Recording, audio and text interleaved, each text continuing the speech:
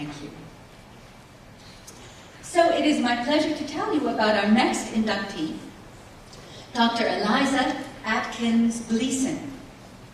Eliza Atkins Gleason was born in Winston, North Carolina, the 9th child of Simon Green Atkins and Oleana Pegram Atkins. Her father, a graduate of St. Augustine's Normal Collegiate School, founded the Slater Industrial Academy in 1892, which is today Winston-Salem State University. Her mother, a graduate of Fisk University, was a teacher and assistant principal at the school. As you can imagine, much of the dinner table conversation centered on education. And many of the black leaders in the field of education would stay with her family when they passed through town. For example, Dr. Atkins Gleason first met W.E.B. Du Bois as a child. They would later work together at Atlanta University.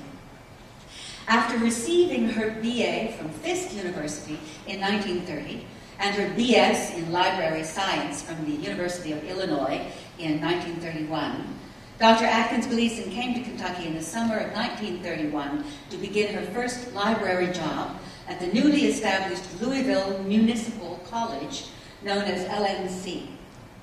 This separate and segregated four-year liberal arts college under the administration of the University of Louisville Board of Trustees was absorbed into UofL's College of Arts and Sciences in 1951. In 1932, Dr. Atkins Gleason became head librarian and taught library classes in the new library department that she created.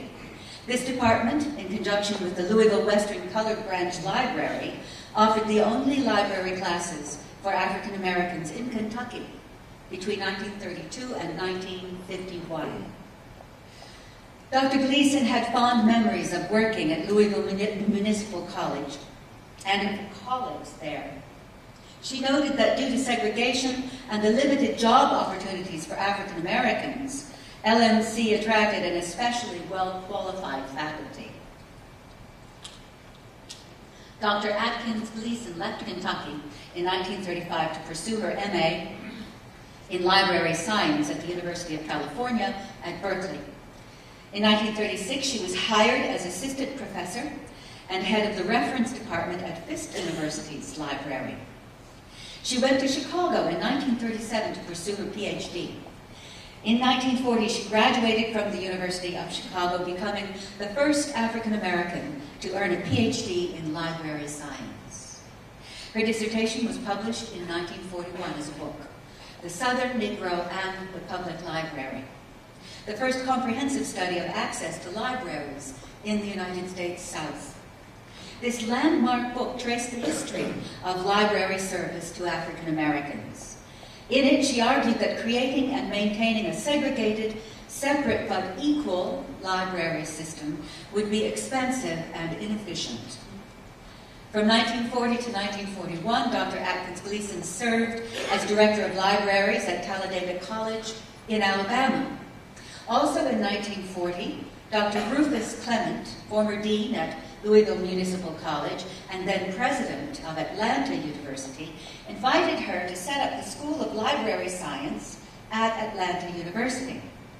In 1941, she became its first dean and served in this role until 1946, when she moved to Chicago, where her husband was establishing his medical practice after serving in the military. On November 12, 2009, Dr. Atkins Gleason received the Mary Kay Bonsteel-Takow Gender Equity Award for her many accomplishments in the areas of racial and gender equality.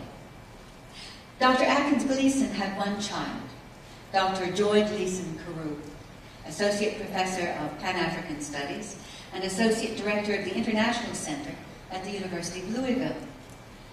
We're very sad to report that Dr. Atkins Gleason passed away this past December on the 100th anniversary of her birth. Accepting on behalf of her mother is Dr. Joy Carew. And it is our pleasure to present the A&S Hall of Honor Medallion for Dr. Eliza Atkins Gleason.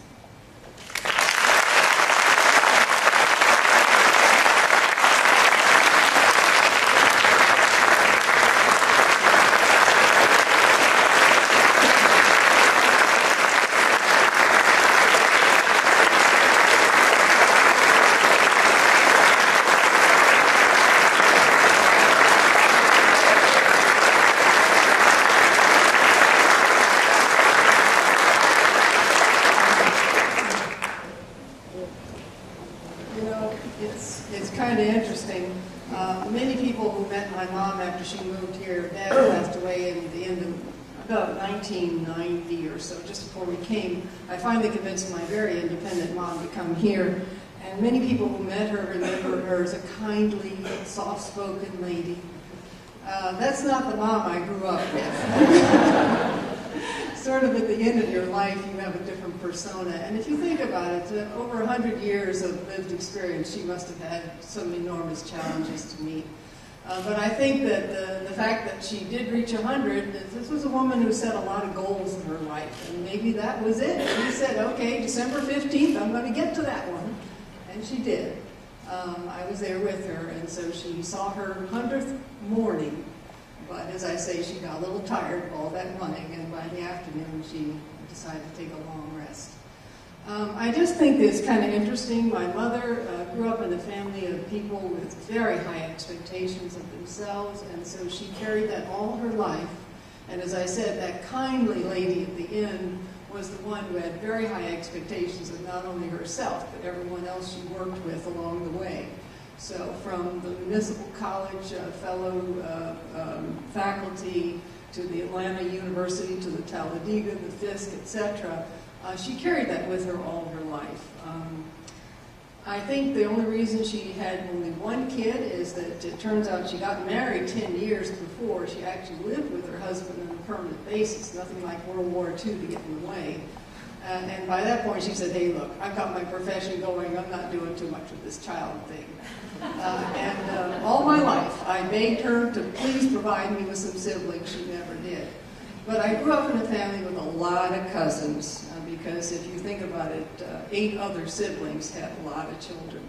At any rate, my mother's legacy is something that we carry on in all of us, as true for all of us who are the descendants of people who set the example, and the challenge is for us to pass it on to the next generation. Thank you very much on behalf of my mom.